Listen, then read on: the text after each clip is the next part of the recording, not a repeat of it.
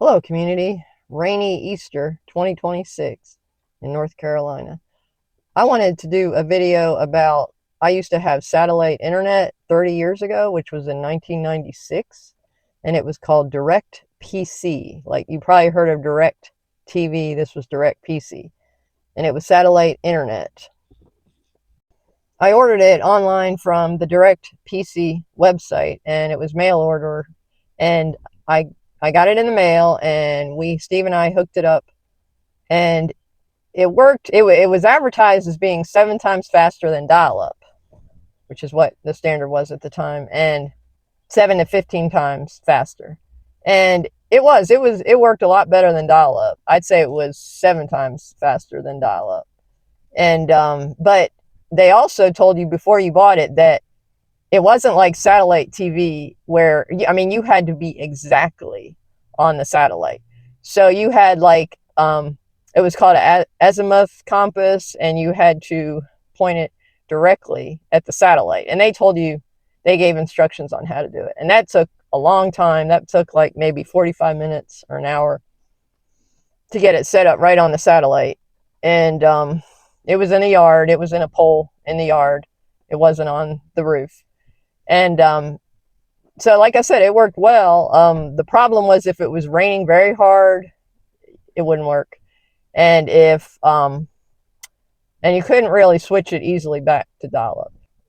Every 2 to 3 months, probably 3 months, maybe longer, I would have to, it would lose the satellite. So then I would have to, when you're working, you got to wait till the weekend and then point it back at the satellite to get my internet back. Also, I wanted to mention about 10 years ago, I bought a telescope at Costco for about $125. And this telescope has software where you zero in on the object. However, the DirectPC did not have that at all. That must not have been available back then. Yeah, you had to use the azimuth compass and point it directly at the satellite. And it would take, like I said, 45 minutes to an hour. And sometimes you could go about 7 months, I think was the longest I went, without losing the satellite.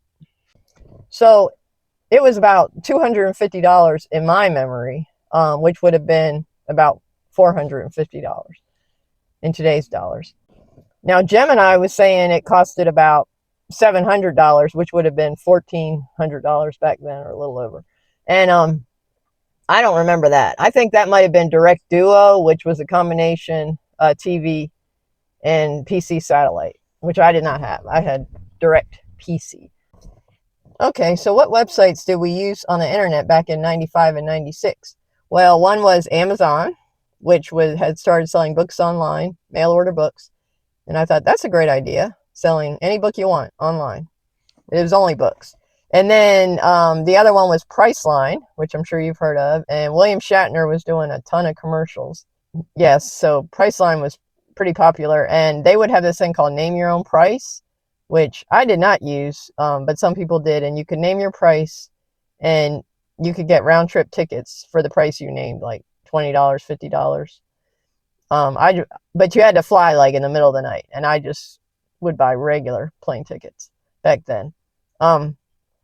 Also, I know my little stepson did some gaming in 96, 97 or so on the computer. And from what Gemini said, like Diablo was a popular game.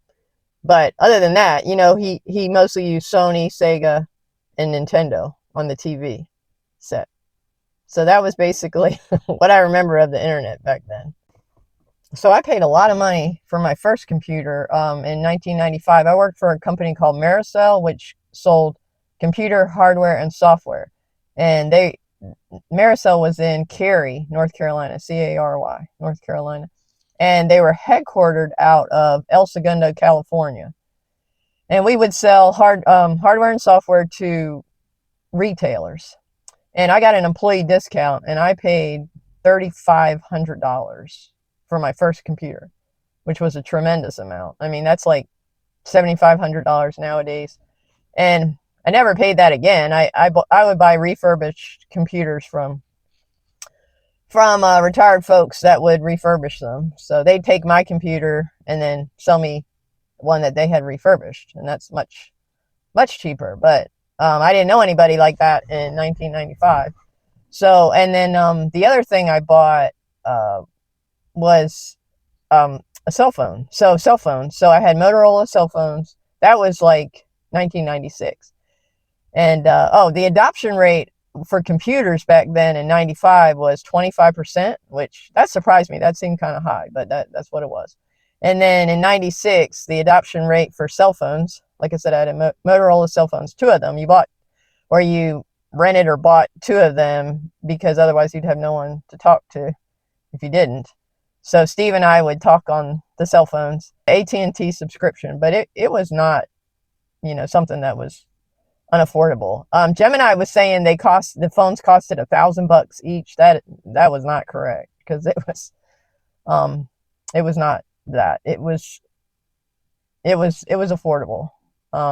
Also, of course I had a cable TV subscription back in 95, and but I stopped that in 2010, having a cable subscription.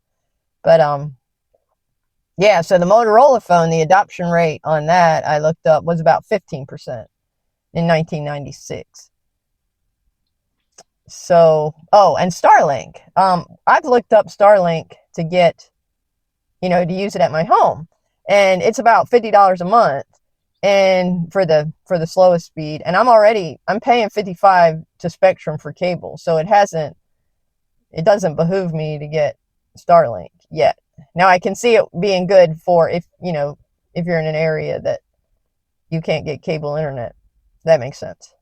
So, but someday I'd like to get Starlink, and I'd like it to be a lot cheaper than cable internet.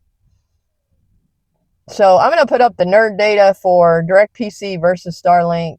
Basically, the DirecPC is high orbital satellites, and Starlink was low orbital satellites. So I'll put up that nerd data and pictures of the products that I owned back then, 30 years ago, when I was 30, and now I'm 60. Diane Wallace EVs, Physics Wins. Thanks for watching.